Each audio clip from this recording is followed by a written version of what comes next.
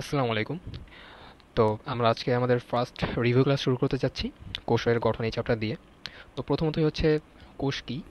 তো আমরা এটা নিয়েও একটু হালকা একটা আলাপ করব যে কোষ সম্পর্কে আমাদের প্রথমত যেটা মাথায় আসে যে কোষ হচ্ছে দেহের গাঠনিক ও শারীরবৃত্তীয় একক বা গাঠনিক ও কার্যিক একক বা কার্যকরী একক বিভিন্ন জায়গায় বিভিন্নভাবে বলা আছে।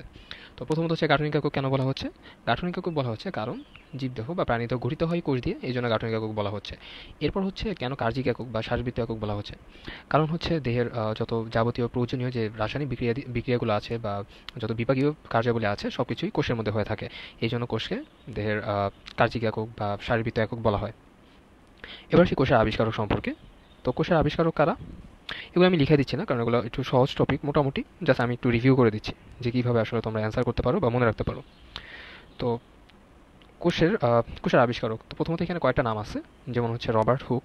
আবিষ্কারক নিয়ে যদি আমরা কথা বলতে চাই, প্রথমতই যদি কোষের এইভাবে আসে যে কোষের আবিষ্কারককে, তাহলে হচ্ছে রবার্ট হুক। যদি এইভাবে আসে যে মৃত কোষের সর্বপ্রথম কে পর্যবেক্ষণ করেন, সেটাও রবার্ট হুক। আবার যদি এইভাবে আসে যে কোষবিদ্যার জনককে, সেটাও রবার্ট হুক। কিন্তু যদি এইভাবে কোশ্চেন আসে যে সর্বপ্রথম কে জীবিত কোষ পর্যবেক্ষণ করেন, তাহলে সেক্ষেত্রে নাম আমরা দিব Antonie van Leeuwenhoek. Antonie van Leeuwenhoek সর্বপ্রথম জীবিত কোষ পর্যবেক্ষণ করেন। তবে এরপর যদি আরেকটা এইভাবে আসে যে আধুনিক কোষবিদ্যার জনককে, তাহলে সেই ক্ষেত্রে আসবে Carl P Swanson. Carl P Swanson. তো এই তিনটা নাম আমরা কোষের আবিষ্কারকের ক্ষেত্রে মনে রাখার চেষ্টা করব। এরপর আসি কোষ তত্ত্বে। কোষ তত্ত্বের মধ্যে আমরা যাওয়ার আগে, তার আগে আমরা কোষের সংজ্ঞাটা নিয়ে একটু বলি। লুইও সিকিভিস তিনটা পয়েন্ট বলছে কোষ সম্পর্কে। যে একটা হচ্ছে আমরা পূর্বে যেটা বললাম যে দেহের গাঠনিক ও শারীরবৃত্তীয় একক বা কার্যিক একক বলা হয়। এরপর সে বলছে যেটা হচ্ছে বৈষম্যভেদ্য পর্দা দ্বারা আবৃত। বৈষম্যভেদ্য পর্দা দ্বারা আবৃত। বৈষম্য বলতেই আমরা বুঝতেছি যে কিছু জিনিসে ঢুকতে দিবে, কিছু জিনিসে প্রবেশ করতে দিবে না, অর্থাৎ বৈষম্য করবে। তো এরপর আরেকটা জিনিসে বলছে যে কোষ হচ্ছে আত্মপ্রজননে সক্ষম। কোষ হচ্ছে আত্মপ্রজননে সক্ষম। তো আত্মপ্রজননের সক্ষম মানে হচ্ছে কোষ বিভাজনের দিকে আসলে সে ইঙ্গিত করতেছে যে একটা কোষ দুইটা কোষে পরিণত হতে পারে, দুইটা থেকে চারটা কোষ হতে পারে, এরকম। তো এইটার জন্য, এই বৈশিষ্ট্যের জন্য সাধারণত দেখা যায় ভাইরাসকে কোষ বলা হয় না, কারণ ভাইরাস নিজে নিজে বিভাজিত হতে পারে না, অর্থাৎ আত্মপ্রজনন হতে পারে না ভাইরাসের ক্ষেত্রে। এরকম সেম জিনিসগুলোই কোষতত্ত্বের মধ্যে বলা আছে, যে দেহের গাঠনিক ও সার্বিক একক বলা হয়। তারপর ছাত্র প্রজননের সক্ষম, বা এটাকে অন্যভাবে বলা আছে যে কোষ হচ্ছে বংশগতির একক, এইভাবে বলা আছে কোষতত্ত্বের মধ্যে। তো বংশগতির একক না, বংশগতির একক না, ওই এইটার বদলে আত্মপ্রজননের সক্ষমের জায়গায় এইভাবে বলা আছে যে হ্যাঁ, একটা কোষ থেকে দুইটা কোষ হতে পারে, দুইটা থেকে চারটা হতে পারে, এইভাবে বলা আছে।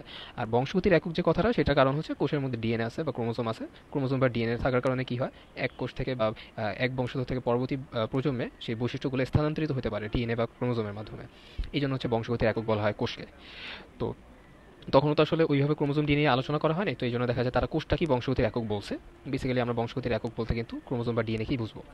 তো এরপর যেটা বলছে সেটা হচ্ছে কৌশলে জীবনের মৌলিক একক, এই কথাটা বলা আছে। কেন জীবনের মৌলিক একক বলা হয়? কারণ জীবনের বাঁচার জন্য যত কিছু যা কিছু দরকার, যত বিক্রিয়া দরকার, সবকিছু কিন্তু কোষের মধ্যে হচ্ছে। এই জন্য কোষকে জীবনের মৌলিক একক বলা হচ্ছে। তো এই জিনিসগুলো আমরা পড়ে ফেলবো। এরপর আসে এন্ডোসিম্বায়োসিস। এন্ডোসিম্বায়োসিসের কনসেপ্টটা হচ্ছে একটা কোষের মধ্যে বায়োবিয় মাইটোকন্ড্রিয়াম আসে। একটা কোষের মধ্যে বায়োবিয় মাইটোকন্ড্রিয়াম আসে, এবং আরেকটা যেটা আসে ক্লোরোপ্লাস্ট আসে। তো বায়োবিয় মাইটোকন্ড্রিয়াম এবং ক্লোরোপ্লাস্ট তারা একত্রে একটা কোষের মধ্যেই তারা দেখা যায় অবস্থান করে। তো এই প্রক্রিয়াটাকে, এই প্রসেসটাকে এন্ডোসিম্বায়োসিস বলা হয়। তো কেন একসাথে থাকতে পারে? মাইটোকন্ড্রিয়া বলতেছে আমি তোমার শক্তি দেবো, ক্লোরোপ্লাস্ট বলতেছে আমি তোমার খাদ্য দেবো। তো দুজনে এইভাবে দুজনের কাজের ভিত্তিতে তারা একটা কোষে সুন্দরভাবে তারা থাকা শুরু করছে। তো এইটাই হচ্ছে বেসিক্যালি এন্ডোসিম্বায়োসিস। তো এরপরে আমরা আসি কোষের প্রকারভেদ। তো কোষের প্রকারভেদের ক্ষেত্রে এখানে তিনটা পার্থক্য আছে: জনন কোষ, দেহকোষ, আদিকোষ, প্রাণী, আদিকোষ আর প্রকৃত কোষ, আর হচ্ছে উদ্ভিদ কোষ ও প্রাণী কোষের পার্থক্য। তো আদিকোষ আর আগে আমরা জনন কোষ আর দেহকোষের পার্থক্যটা একটু বলি। তো জনন কোষের নামের ক্ষেত্রে আমরা বুঝতেছি যে এটা হচ্ছে বেসিক্যালি জননাঙ্গ রিলেটেড কাজ এখানে। তো আমরা এখানে প্রথম কথাটা আসলে কি হবে আমাদের জনন কোষ আর দেহকোষের ক্ষেত্রে?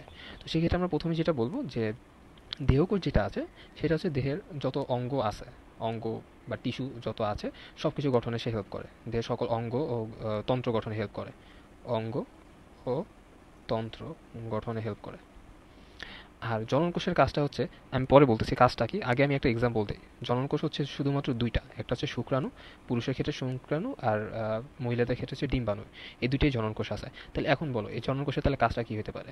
তার মানে অবশ্যই এটার কাজটা জনন সম্পর্কিত কাজ। তার মানে এটা থাকবে হচ্ছে কিন্তু জননাঙ্গে, এটা কিন্তু অন্য কোনো জায়গায় আমরা পাবো না জননাঙ্গ ছাড়া। তার মানে এটা আমরা বলতে পারি জননকোষ হচ্ছে জননাঙ্গে থাকে, এবং এটা জনন কাজের সাথে সম্পর্কিত। এবং এগুলো সাধারণত কি করে, শুক্রাণু ডিম্বাণু মিলিত হয়ে নিষেক হয়, জাইগোট গঠন করে, পরবর্তীতে এখান থেকে আর একটা প্রাণীর উদ্ভব হয়। যাই হোক, তো দেহকোষের আমরা উদাহরণ কি দিতে পারি, যেমন হচ্ছে পেশি টিস্যু। বা পেশিকোষ এটা আমরা বলতে পারি, একটা এক্সাম্পল আমরা দিতে পারি। তো এইভাবে জননকোষ আর দেহকোষের এক্সাম্পল দেওয়া হলে এবার আমরা ক্রোমোজোম সংখ্যা বলবো। জননকোষের ক্ষেত্রে ক্রোমোজোম সংখ্যা হচ্ছে হ্যাপ্লয়েড। হ্যাপ্লয়েড মানে হচ্ছে এক সেট ক্রোমোজোম থাকে, এক সেট ক্রোমোজোম থাকে বলে হ্যাপ্লয়েড। দেহকোষ সাধারণত ডিপ্লয়েড। ডিপ্লয়েড জীবে বলে দিবা যে ডিপ্লয়েড জীবে দেহকোষ হচ্ছে ডিপ্লয়। তো ডিপ্লয়েড মানে কি দুই সেট ক্রোমোজোম থাকবে, যেমন আমরা মানুষের ক্ষেত্রে আমাদের দুই সেট ক্রোমোজোম আছে, 23 মানে 23 করে, মানে 23 জোড়া ক্রোমোজোম আছে, এটা যেটাকে বলা হচ্ছে দুই সেট ক্রোমোজোম আছে। তো জননকোষ আর দেহকোষের এই তিনটা পার্থক্য আমরা ক্লিয়ার হলো। এরপর আমরা দেখবো যে আমাদের কোনটা দরকার, আদি কোষ আর প্রকৃত কোষের পার্থক্য। তো আদি আর প্রকৃতর আমরা পার্থক্যটা চলে আসি একটু এখানে।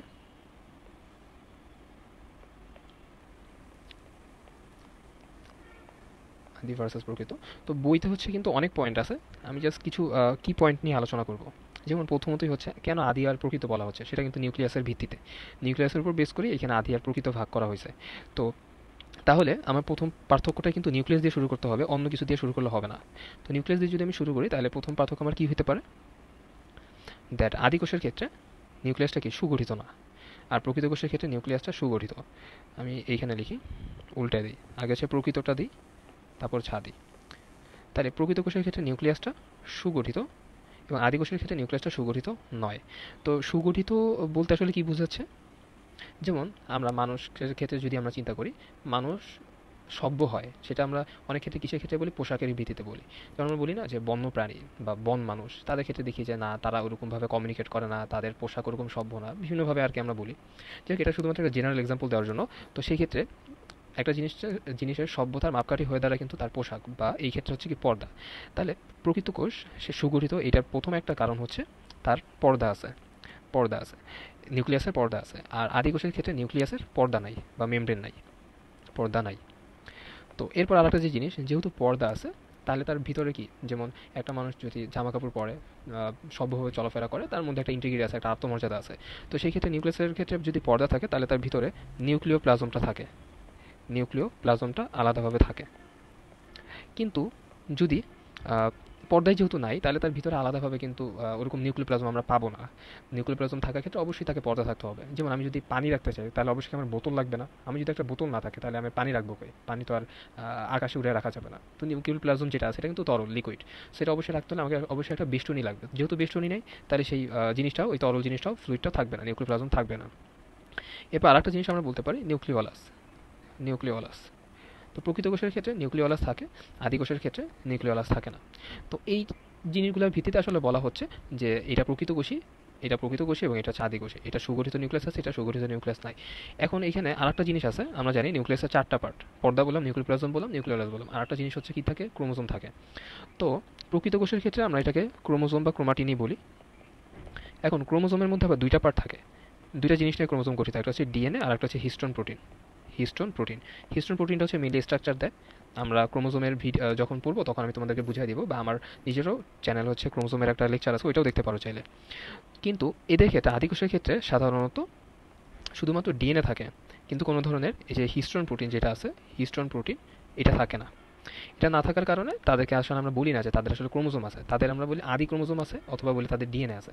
তার মানে আদি কোষের ক্ষেত্রে আদি ক্রোমোজোম থাকবে বা ডিএনএ থাকবে, যেহেতু ওদের ক্ষেত্রে হিস্টোন প্রোটিনটা নাই। তারপর আরেকটা জিনিস সেটা হচ্ছে যে এদের, আমাদের ক্ষেত্রে মানে প্রকৃত কোষের ক্ষেত্রে ডিএনএটা হয় সূত্রাকার, সূত্রাকার, আর আদি কোষের ক্ষেত্রে ডিএনএটা হয় বৃত্তাকার, বৃত্তাকার। তো এই হচ্ছে কিছু গুরুত্বপূর্ণ পার্থক্য শুধুমাত্র নিউক্লিয়াস নিয়ে। তাছাড়া আমরা অন্য অন্য আরও অনেক কিছু নিয়ে আমরা পার্থক্য বের করতে পারি চাইলে। যেমন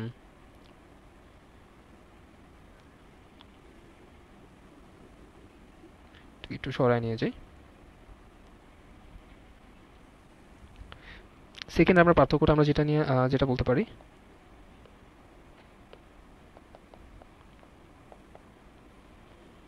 আচ্ছা এগুলো গেলে এবার হচ্ছে অন্যান্য অঙ্গাণু। তো নিউক্লিয়াস নিয়ে গেল, নিউক্লিয়াসের বাইরে অন্যান্য অঙ্গাণু থাকে না, অন্যান্য অঙ্গাণু। তো অন্যান্য অঙ্গাণুর ক্ষেত্রে দেখা যায় যে প্রকৃত কোষের ক্ষেত্রে সবই থাকে, সবই থাকে প্রকৃত কোষের ক্ষেত্রে, কিন্তু আদি কোষের ক্ষেত্রে সাধারণত রাইবোজোম ছাড়া কিছুই থাকে না, রাইবোজোম ছাড়া আর কিছু নাই। ওকে, রাইবোজোম ছাড়া আর কিছু নাই।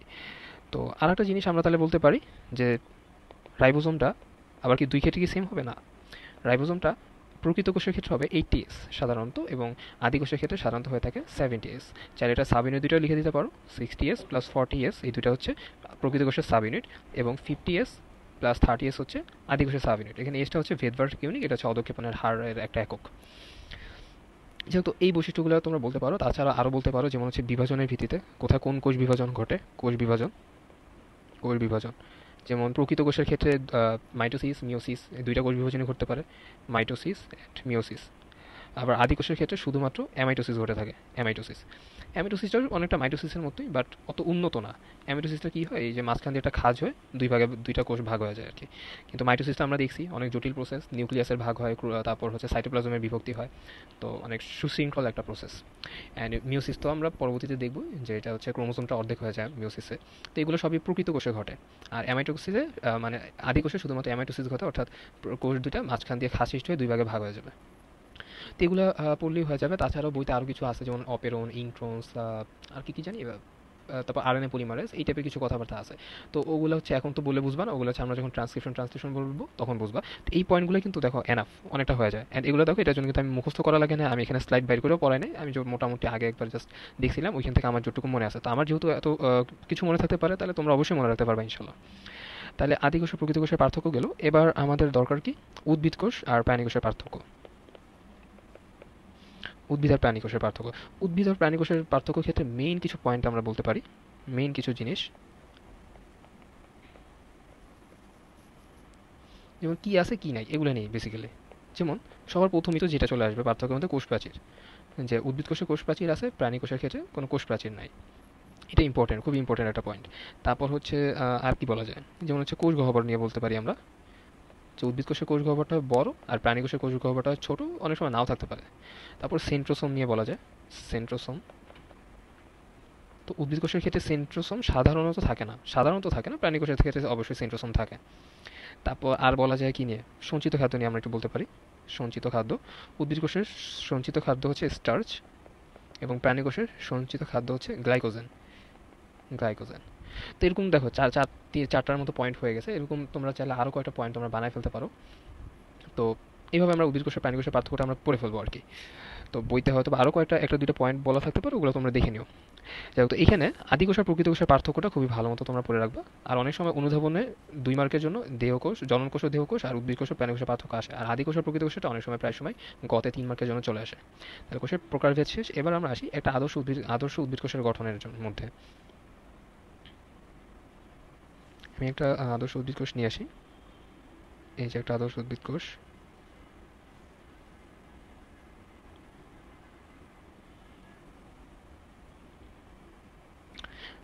আচ্ছা, তো এই আদর্শ উদ্ভিদ কোষের ক্ষেত্রে আমরা কি দেখি, দেখতে পাচ্ছি যে একটা কোষ প্রাচীর আছে এখানে, বাইরের দিকে এইখানে একটা কোষ প্রাচীর আছে, কোষ প্রাচীরের পর একটা কোষ ঝিল্লি আছে। তো এগুলো থাকবেই। তারপর হচ্ছে এটা হচ্ছে কোষ প্রাচীর, এটা হচ্ছে কোষ ঝিল্লি। এবং আমরা এখানে কিছু জিনিস মনে রাখবো, সেটা হচ্ছে যে কোষ প্রাচীরের ভিতর থেকে যা কিছু আছে, অর্থাৎ কোষ ঝিল্লি, কোষ প্রাচীরের ভিতর থেকে যা যা আছে, অর্থাৎ কোষ ঝিল্লি, তারপর হচ্ছে ভিতরে ফ্লুইডটার নাম কি বলা যায়, সাইটোপ্লাজম।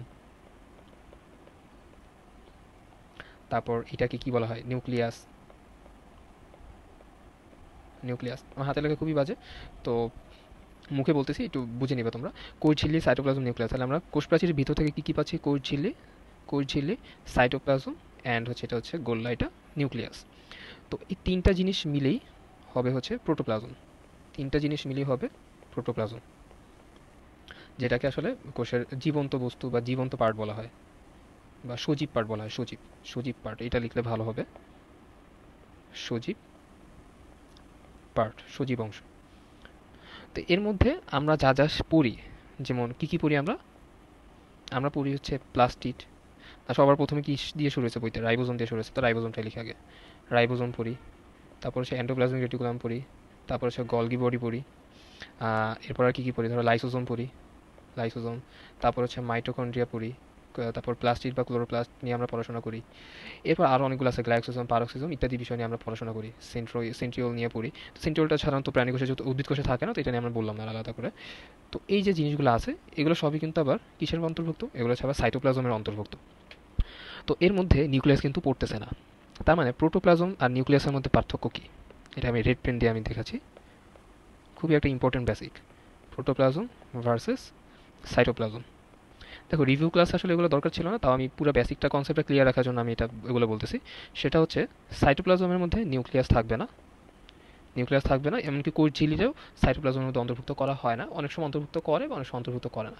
মেইন কথা হচ্ছে ওইটা আমাদের কোষ ঝিল্লি আমাদের কনসার্ন না, কনসার্ন হচ্ছে নিউক্লিয়াস থাকবে কি থাকবে না।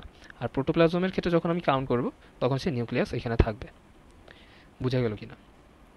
তো মেইন ব্যাপারটাই হচ্ছে যে অনেকটা এরিয়া, যখন আমি নিউক্লিয়াস সহ পুরো কোষটাকে আমি বিবেচনা করব তখন সেই ক্ষেত্রে টোটাল জিনিসটাকে আমি বলবো প্রোটোপ্লাজম, অর্থাৎ কোষ ঝিল্লি সাইটোপ্লাজম নিউক্লিয়াস সবাইকে নিয়ে আমি বলতেছি এটা প্রোটোপ্লাজম।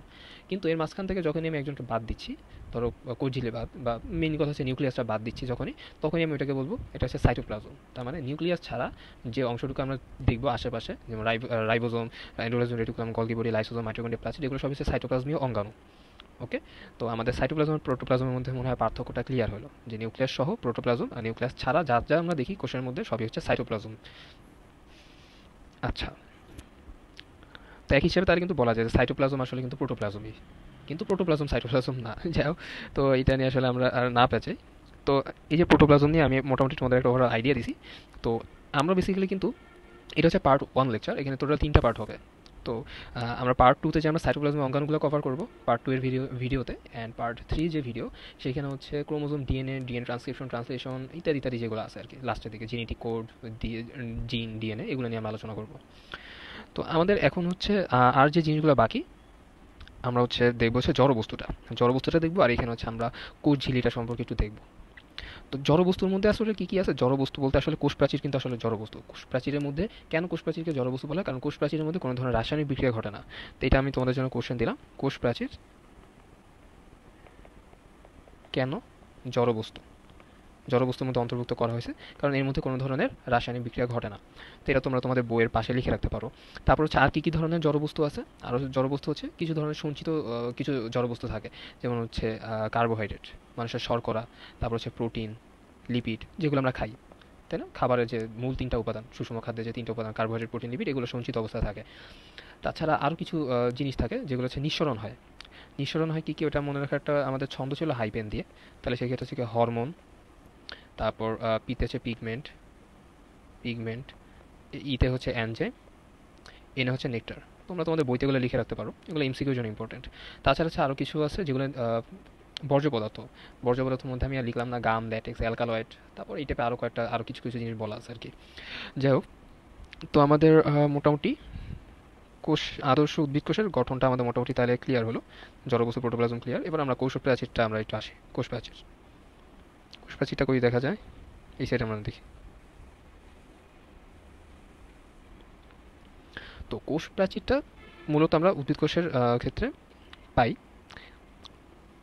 প্রাণী কোষে কোনো ধরনের কোষ প্রাচীর থাকে না। তো এর গঠনটা একটু আমি এঁকে দেখাই। কোনটা দিয়ে দেখাই?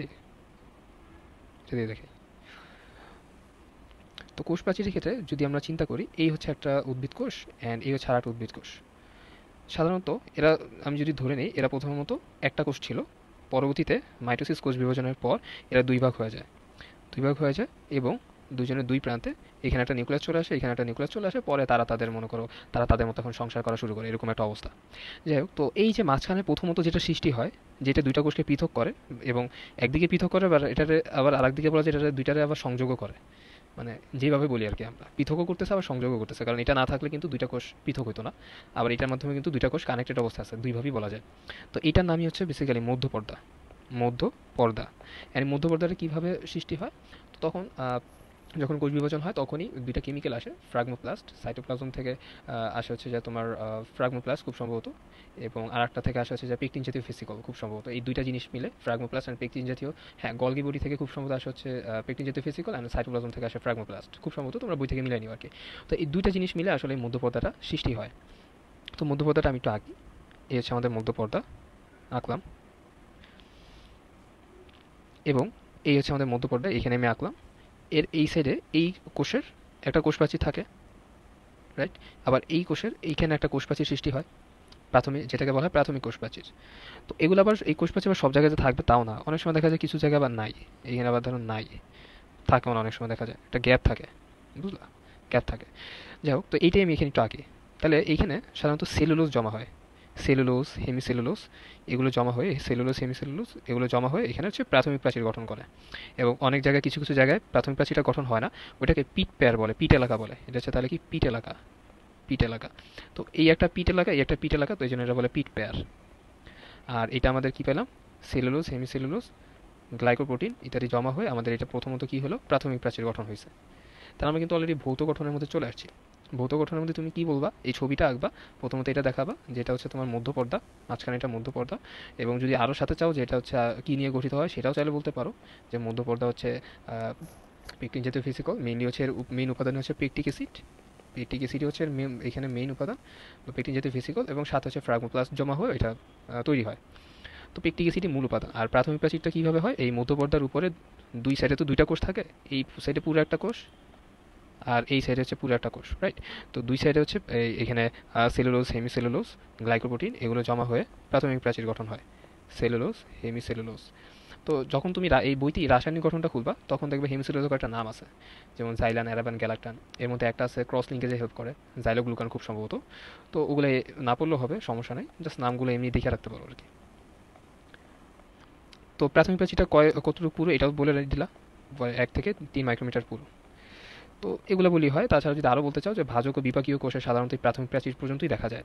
তো কিছু আছে যারা হচ্ছে বেশি বুড়া হয়ে যায়, তো বেশি বুড়া হয়ে গেলে ওদের তত বিপাকীয় কার্যাবলী নাই, তো ওদের তো বৃদ্ধিও থাইমা যায়। তো এই জন্য ওদের ক্ষেত্রে দেখা যায় কি আরও একটা এক্সট্রা এক্সট্রা পুরো আরও মোটা হয়ে যায়, আরও চামড়া মোটা হয়ে যায় বলা যায়।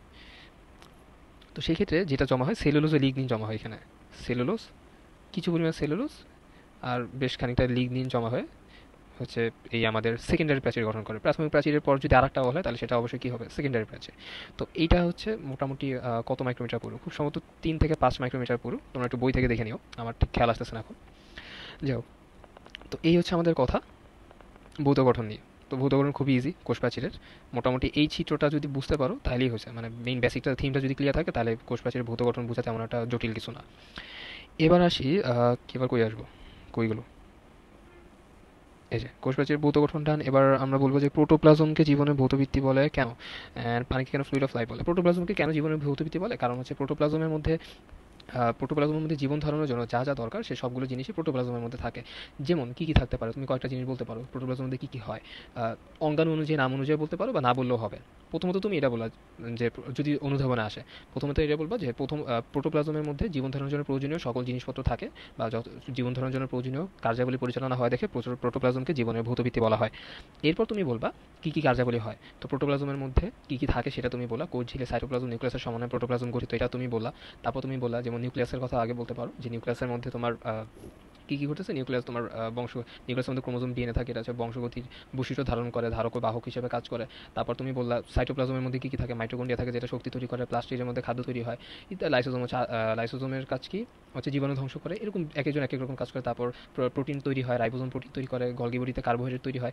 এই ধরনের কথাবার্তা তুমি বইলা, তুমি দেখো তোমার কতগুলো 5-10টা 5-7টা পয়েন্ট বলে ফেলা তুমি।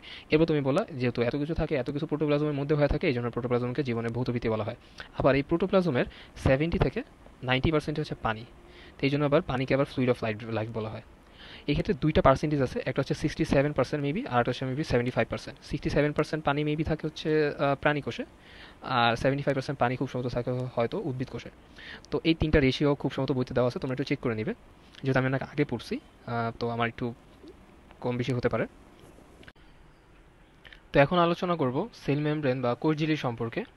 তো এই সম্পর্কে বিভিন্ন বিজ্ঞানী বিভিন্ন মডেল দিয়েছেন, যেমন সিঙ্গার অ্যান্ড নিকলসন সব থেকে পরিচিত যে আমাদের মডেলটা ফ্লুইড মোজাইক মডেল দেন। এছাড়াও আরও যে মডেলগুলো আছে স্যান্ডউইচ মডেল দেন, এলিয়েন ডেফসন দেন। তা আমরা আলোচনা করব ফ্লুইড মোজাইক মডেলটা নিয়ে, কারণ এটা পরীক্ষায় বেশি আসে। তো ফ্লুইড মোজাইক মডেলটা সিঙ্গার অ্যান্ড নিকলসন 1972 সালে দেন, অর্থাৎ আমাদের স্বাধীনতা যুদ্ধের 1 বছর পরই দেন। তো এইখানে কোষঝিল্লি গঠন সম্পর্কে তিনি 4টা কথা বলছেন, যে কোষঝিল্লি গঠনের মধ্যে ফসফোলিপিড বাইলেয়ার থাকবে, তাছাড়াও 3 ধরনের মেমব্রেন থাকবে এখানে, মেমব্রেন প্রোটিন। তো মেমব্রেন প্রোটিনগুলো কি কি, যেমন হচ্ছে ইন্টিগ্রাল প্রোটিন পাওয়া যেতে পারে, তারপর লিপিডের সাথে সংযুক্ত কিছু প্রোটিন, এবং আরেকটা হচ্ছে এর কোষঝিল্লির সারফেসই থাকে যেটাকে বলা হয় পেরিফেরাল প্রোটিন। তো তাছাড়া আরও থাকতেছে glycocalyx, glycocalyx and finally cholesterol. তো কোষ ঝিল্লির এই গঠনটা আসলে দরকার আমাদের, পরীক্ষায় আসে প্রায় সময়। তো আমি একটু এঁকে দেখাচ্ছি। প্রথমত আগে আমাদের ফসফোলিপিড বাইলেয়ারটা আগে আঁকা জানতে হবে। তো সেই ক্ষেত্রে এখানে গ্লিসারলটা মাঝে থাকে, গ্লিসারল যে অণুটা থাকে সেটা থাকে মাঝে, এবং দুই সাইডে, এক সাইডে থাকবে, বাইরের দিকে থাকবে ফসফেট হেড, এবং ভিতরের দিকে থাকবে ফ্যাটি অ্যাসিড লেস। ভিতরের দিকে থাকবে ফ্যাটি অ্যাসিড লেস। তো এবার আমি একটু এঁকে দেখাচ্ছি। তো এরকম গোল্লা গোল্লা আমরা কয়েকটা ফসফেট হেড দিয়ে দিলাম, এর মাঝখানে আমরা কোলেস্টেরল দিয়ে দিব একটা, আবার আমরা গোল্লা গোল্লা ফসফেট হেড দিলাম, অ্যান্ড একটা হচ্ছে আমাদের ইন্টিগ্রাল প্রোটিন দিতে হবে, কারণ ওটা ঝিল্লির এক ঝিল্লির, মানে ঝিল্লির দুই স্তরের এক স্তর থেকে আরেক স্তর পর্যন্ত ব্যাপ্ত থাকে আর কি। তো ফসফেট হেডগুলো দেওয়া হলো। এবার হচ্ছে আমি লেসগুলো দিয়ে দিই। এগুলো হচ্ছে fatty acid less. Fatty acid যে লেসগুলো আছে এদের একটা বৈশিষ্ট্য হচ্ছে, এরা হচ্ছে হাইড্রোফোবিক, মানে এরা পানি বিকর্ষী। আর ফসফেট যে হেডগুলো আছে সেগুলো হচ্ছে পানি আকর্ষী, অর্থাৎ হাইড্রোফিলিক।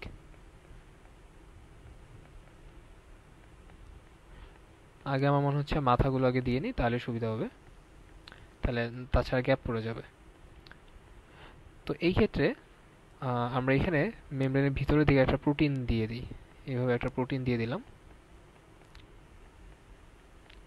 যেটাকে পেরিফেরাল প্রোটিন বলা হয়, যেটা এটা মেমব্রেনের পেরিফেরিতে থাকে। তাছাড়া আমরা এখানে প্রোটিনের গায়ে লাগানো একটা কার্বোহাইড্রেটের চেইন এঁকে দিই। এটা হচ্ছে আমাদের প্রোটিনের গায়ে লাগানো কার্বোহাইড্রেট চেইন, অ্যান্ড এইটা হচ্ছে লিপিডের গায়ে লাগানো কার্বোহাইড্রেট চেইন। তাহলে আমরা এখানে কি কি জিনিস পেলাম? প্রথমত আমরা যেটা পেলাম, এই টোটাল জিনিসটা হচ্ছে ফসফোলিপিড, ফসফোলিপিড লেয়ার। তো ফসফোলিপিড এরকম কয়টা লেয়ার? দুইটা লেয়ার, এই জন্য এটাকে বলা হচ্ছে বাইলেয়ার, ফসফোলিপিড লেয়ার। অ্যান্ড এখানে আমরা কি কি জিনিস পাচ্ছি? একটা আমরা দেখলাম যে ফ্যাটি অ্যাসিড লেস, অ্যান্ড আরেকটা আমরা দেখতেছি ফসফেট হেড, যেটা হচ্ছে পানিগ্রাহী। তো এই দুই ধরনের বৈশিষ্ট্য থাকার কারণে ফ্যাটি অ্যাসিড লেস যেটা, সেটা হচ্ছে পানি বিকর্ষী বা হাইড্রোফোবিক, অ্যান্ড ফসফেট হেডটা হচ্ছে পানি আকর্ষী বা হাইড্রোফিলিক। তো এই দুই ধরনের বৈশিষ্ট্যের কারণে এটাকে অ্যাম্ফিফিলিক বলা হয়, অ্যাম্ফিফিলিক বা উভধর্মী বলা হয়। এরপর আমরা মেমব্রেন প্রোটিনগুলো একটু দেখি। তো এখানে এটা হচ্ছে ইন্টিগ্রাল প্রোটিন। ইন্টিগ্রাল প্রোটিনটা সাধারণত ইন্টিগ্রাল প্রোটিন তো ইন্টিগ্রাল প্রোটিনটা সাধারণত ঝিল্লির এক পাশ থেকে আরেক পাশ পর্যন্ত পুরোপুরি ক্রস করে যায় আর কি। তো এটা অনেক সময় চ্যানেল হিসেবে কাজ করে, অনেক বিভিন্ন কেমিক্যালের ক্ষেত্রে বা মলিকুলসের ক্ষেত্রে। এটা রিসেপ্টর হিসেবে কাজ করতে পারে, এনজাইম হিসেবে কাজ করতে পারে, ইত্যাদি ইত্যাদি কাজ আছে এর। এছাড়াও কী কী প্রোটিন আমরা দেখতে পাচ্ছি? এইখানে আমরা দেখতে পাচ্ছি যে একটা হচ্ছে মেমব্রেনের পেরিফেরিতে আছে, যেটার নাম হচ্ছে পেরিফেরাল প্রোটিন, পেরিফেরাল প্রোটিন। তাছাড়া আরেকটা আমরা বললাম যে লিপিডের সাথে লাগানো থাকতে পারে। তো ধরলাম এইখানে একটা প্রোটিন লিপিডের সাথে লাগানো আছে, তাহলে এটার নাম আমরা দিয়ে দেব লিপিড সম্পৃক্ত প্রোটিন। তো এটা সাধারণত দেখানো টাফ হয় একে একে, যাই হোক তাও আমরা দেখাই দিলাম। তাহলে ফসফোলিপিড বাইলেয়ার দেখালাম, আমরা তিনটা প্রোটিন দেখাইলাম। এবার আমরা দেখাবো কোলেস্টেরল। তো একটা কোলেস্টেরল আমি আঁকছি, আমি এটা বাম সাইডে ড্র করতেছি, এবার তোমরা সবকিছু ডান সাইডে চিহ্নিতকরণ করবা। কোলেস্টেরল। এরপর দুইটা জিনিস দেখাই, সেটা হচ্ছে এটা হচ্ছে যেটা যে কার্বোহাইড্রেট শৃঙ্খলটা প্রোটিনের সাথে যুক্ত তাকে বলা হয় গ্লাইকোপ্রোটিন, গ্লাইকোপ্রোটিন। আর যে কার্বোহাইড্রেট শৃঙ্খলটা লিপিডের সাথে যুক্ত তাকে বলা হয় গ্লাইকোলিপিড, গ্লাইকোলিপিড। তো গ্লাইকোপ্রোটিন অ্যান্ড গ্লাইকোলিপিড মিলেই হচ্ছে গ্লাইকোক্যালিক্স। এটা একটা চিনির স্তরের মতো, গ্লাইকোক্যালিক্স। তো এর কাজ কি? এর কাজ হচ্ছে এটা সেল সিগন্যালিং এ সাহায্য করে, বা পার্শ্ববর্তী যে সেল আছে তার সাথে কমিউনিকেশনে হেল্প করে। তাছাড়া আরও বেশ কিছু কাজ আছে। তো এই ছিল হচ্ছে আমাদের কোষ ঝিল্লির গঠন। এটা এঁকে দিলে আমাদের হয়ে যাবে মোটামুটি। এবং বর্ণনার ক্ষেত্রে আমরা এরকম চারটা পয়েন্ট লিখে এর সাথে কিছু কথা আমরা জাস্ট লিখে দিব। যেমন মেমব্রেন প্রোটিনের ক্ষেত্রে আমরা বলবো তিনটা মেমব্রেন প্রোটিন আছে, গ্লাইকোগ্যালিক্সের ক্ষেত্রে আমরা গ্লাইকোপ্রোটিন গ্লাইকোলিপিডকে আলাদা মেনশন করে বলবো। তারপর কোলেস্টেরলের ক্ষেত্রে বলবো কি, যে এটা ফসফেট ফসফোলিপিডের লেয়ারের মধ্যেই থাকে, এবং এটা সাধারণত কোষের যে ভেদ্যতা আছে অর্থাৎ পারমিয়াবিলিটি নিয়ন্ত্রণ করে।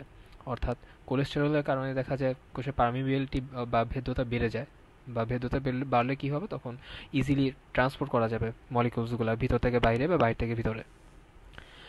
এই ছিল আমাদের গঠন। এবার আরেকটা যে কথা সেটা হচ্ছে এটাকে কেন মোজাইক বলা হচ্ছে বা ফ্লুইড কেন বলা হচ্ছে। ফ্লুইড বলার একটা কারণ হচ্ছে যে এটা হচ্ছে তরলের মতো, মানে এটা হচ্ছে ফিক্সড থাকে না আর কি, ইট ইজ নট ফিক্সড। তরলের মতো এটা তরলের মতো এটা চলাচল করতে পারে বা ব্যাপ্তি হয়, যেটা আর কি বইয়ের ভাষায় বলা আর কি। আর আরেকটা যেটা কথা যে মোজাইক, তাহলে মোজাইক কেন বলা হচ্ছে, তো মোজাইকের ক্ষেত্রে আমরা দেখব যে একটা জায়গার মধ্যে ছোপ ছোপ ছোপ ছোপ বা ছোট ছোট ছোট ছোট কিছু জিনিস থাকে, নিয়ে হচ্ছে একটা কিছু প্যাটার্নে থাকতে পারে। তো এইখানেও আমরা দেখব যে কোষঝিল্লির মধ্যে প্রোটিনগুলো, প্রোটিন প্লাস অন্যান্য যে জিনিসগুলো আছে যেমন গ্লাইকোপ্রোটিন বা গ্লাইকোলিপিড বা গ্লাইকোক্যালিক্স, দেন কোলেস্টেরল, অর্থাৎ প্রোটিন প্লাস অন্যান্য গঠন অংশ, কোষঝিল্লির অন্যান্য গঠন অংশ, এরা ফসফোলিপিড বাইলেয়ারের মধ্যে অনেকটা বলতে গেলে ডুবে থাকে বা ভেসে থাকে, যেটা বলা যায় আর কি। তো এই জন্য ওইটারে দেখতে অনেকটা মনে হয় যেন এটা মোজাইকের মতো। তো আমরা একদম এই কথাটাই বলতে পারি যে প্রোটিন এবং কোষঝিল্লির গঠনের অন্যান্য অংশ মনে হয় যেন ফসফোলিপিডের মধ্যে ভেসে থাকে, তো এই জন্য এটাকে মোজাইক মডেল বলা হয়, মোজাইক বলা হয়, মোজাইকের মতো দেখায়। আর একটা কথা সেটা হচ্ছে flip flop movement, flip flop movement. তাহলে এখানে আমাদের মোটামুটি সবগুলো কোশ্চেন কভার হয়ে যাবে এই কথাগুলো যদি আমরা মোটামুটি পড়ে ফেলি।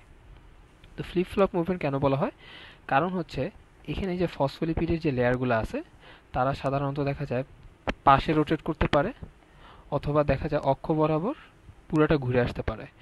তো এই যে তাদের যে মুভমেন্টটা, এই মুভমেন্টের কারণে তাদেরকে বলা হচ্ছে যে ফ্লিপ ফ্লপ মুভমেন্ট দেখা যায় অনেকটা। ফ্লিপ ফ্লপ মানে হচ্ছে তারা ডানে বামে ঘুরতেছে বা সামনে পিছনে অক্ষ বরাবর ঘুরতেছে।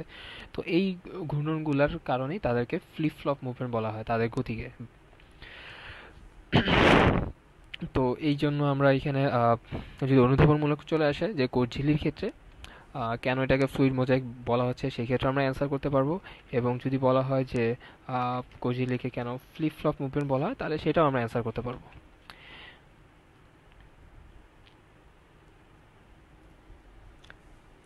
তাহলে আমাদের ফার্স্ট যে পার্টটা ছিল, ফার্স্ট পার্টটা মোটামুটি কমপ্লিট হলো আমাদের রিভিউ ক্লাসের ফার্স্ট পার্ট। এরপর আমরা সেকেন্ড পার্ট নিয়ে আলোচনা করব, অর্থাৎ সাইটোপ্লাজমীয় অঙ্গাণুর যে পার্টগুলো আছে সেগুলো